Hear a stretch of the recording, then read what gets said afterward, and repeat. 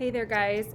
While you're at home, and if you've sent somebody in, obviously, to get your things, we want to talk about adding some details to your project. Here I've kind of added a head and just one leg as I was doing demonstrations in class. So obviously, hopefully if I send your stuff home, you have your sketch and an idea ready to go. So you just start out with your whistle, right?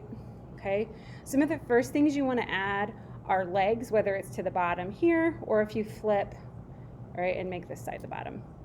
All right, so, does your animal stand on two legs? Is it going to sit and have legs come off of each side? Those are things that you want to think about. Also, if you're going to add a head, what's that head going to look like? How big is it going to be? Obviously, you don't want it to be any bigger than the whistle that you've made. All right, some of the things I've told the students is go ahead and every day when you're working, always check to see if your whistle works. If you're home and it stops working, don't worry about it. I will help you get it working when you come back in, okay? It's not a huge chunk of your grade if it doesn't work. So one of the things we talked about in class was adding a head or making a head to your project, all right? Obviously, you don't have a spray bottle at home to work with, but if you have a little bit of water that you put in a bowl on your table, that'll help you work too. Also, make sure that you clean up after you've been working at home because that's a mess. Maybe if you have like a mat or something like a placemat that you can set on your table to work on, that might be helpful too. Okay, so start out with a sphere just like what we did making your whistle, and you're going to cut it in half. All right, and you're going to make pinch pots. Okay, just like what we did before, you're going to stick your thumb in there, all right? And mine has a line in there because I have a fingernail. I'm going to clean that up just a little bit. All right, so one pinch pot and another pinch pot. All right, put the two together. All right, remember if you're going to put the two together, you need to score and slip. If you're at home on quarantine and I assigned your quiz for your clay tools, or not clay tools, but your clay vocabulary, make sure you get that taken. Also, if you're home and you do not have slip, obviously I can't send slip containers home because I don't have enough, all right, you can add a little water to the two pieces that you're attaching, okay? And that will make the clay soft and a little bit muddy like slip, okay? Oops. Two pieces, scored, put together, okay? Just like we did with your whistle, you're going to score over that seam. Okay. All right. And you're going to get rid of that. I'm just pressing my fingers back and forth over that seam so we can't see it. We don't want it to come back through. Sorry if you hear my kids in the background. We're after school kind of making this video. So. All right, so here is the sphere, okay? Maybe you want to shape it so that you can see like the nose, whether it's a lion or a cow, whatever it is. You can shape that sphere with that air inside, all right? See how it changed the shape of it, okay?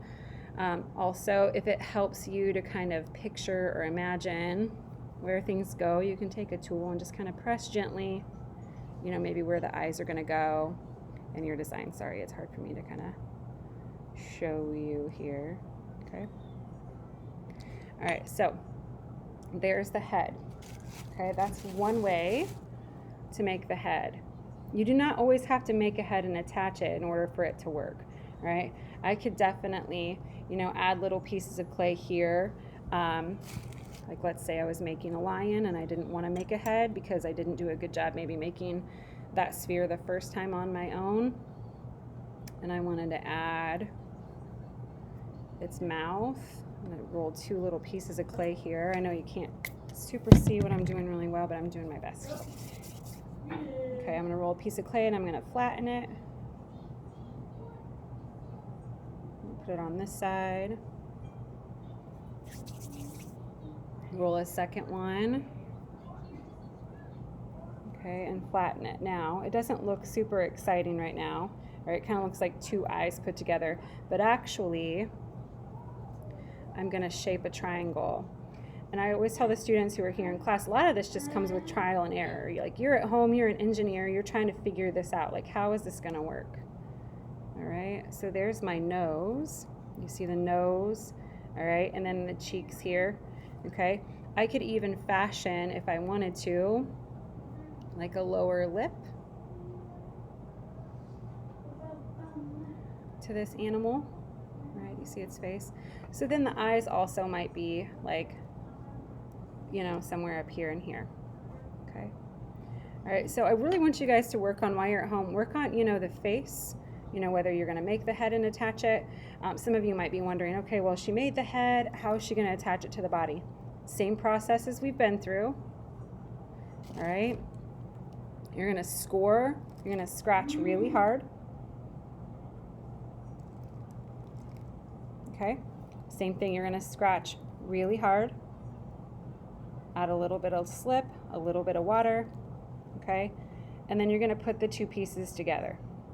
Now, it's not finished. Remember how we added like a coil around the mouthpiece to get it to stay? You're gonna add a coil around the neck here. And you're also gonna score that. When I say a coil, remember it's kind of like a clay snake. You're gonna wrap it around the neck there, and then you're gonna loop up and down until it's attached and looks like one piece, like this one does here. Now, obviously, we need to clean that up quite a bit, all right? Guys, I understand if you're at home and in quarantine, it is difficult to do your art. I'm not there to help you and answer all the questions that you need. So, let's say, you've made some things and you're ready to come back. We'll pick up wherever you're at and we'll get you caught up, okay? We'll make some times to stay after school and get that done. So it's important to me too that you're getting your core work done for your other classes. I know that can be difficult as well. So do your best. If you've got questions, please email me. All right? Have a good day.